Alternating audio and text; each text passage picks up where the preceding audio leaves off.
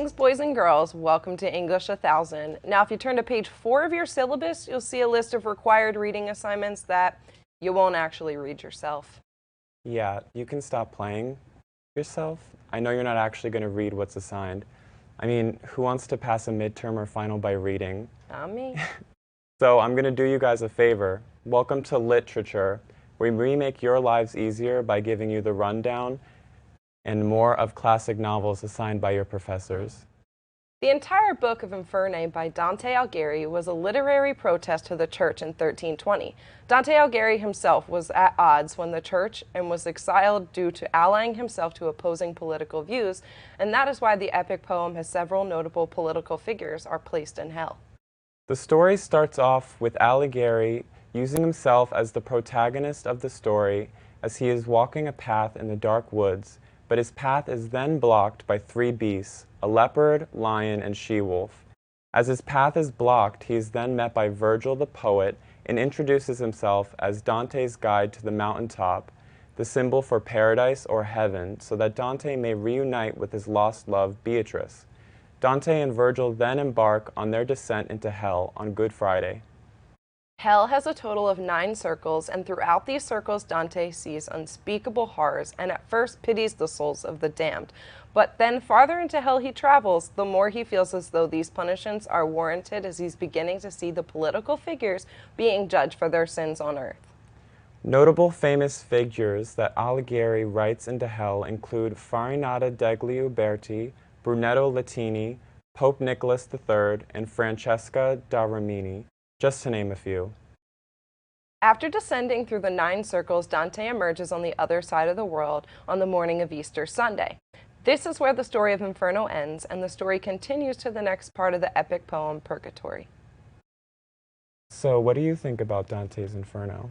To be honest, I think it was a pretty interesting book. It definitely is old, and it definitely touches on some things that are not super relatable, but also I thought it was really interesting to go through the different layers of hell and kind of see what each one of those are about, and just the overall, but overall, I think it had some interesting points about human character and flaw. Yeah, I think it is super interesting that every single sin is assigned its own punishment in hell.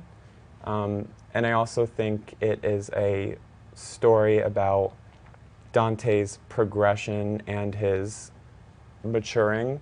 Absolutely. And Virgil definitely helps him through hell, and he teaches him these lessons so that Dante doesn't sin on earth. Absolutely. I feel like we could all put ourselves into Dante's shoes and kind of have a little introspection as you're reading and realize am I doing any of these sins, or you know, am I this person? Should I be a better person?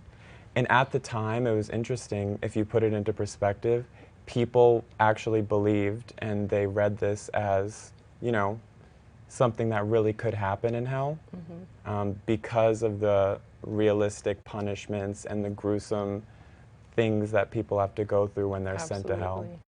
It's also super interesting that as they descend farther into hell, it gets colder. Some people think that hell is blazes of fire and everything, but Satan is actually suspended in a block of ice chewing on tormented souls. Yeah, that's definitely different than the image that we're used to seeing of hell and the flames and Lucifer. Right. I think a lot of people might think this is a boring book, but as they read it, I feel as though it gets interesting and intriguing when you see the exact punishments that everyone is assigned to with their sins. It's pretty gruesome at some points. Absolutely. But it gives you definitely a mold. It's a very visual book. So. Yeah. And also, we were talking about earlier, the way that hell is portrayed in the book is so different than what we perceive hell as today, where we think about the flames and Lucifer and it's so hot and terrible, but actually it just gets colder and colder as they descend into the layers, which is a very interesting part of the book that, you know, we're not super used to. Yeah. Well, we hope that this helps you guys with your English 1000 or just catching up on some classic literature. I'm Jenna. And I'm Luke. Thank you so much for watching Literature. We hope that you guys do great on all of your future assignments.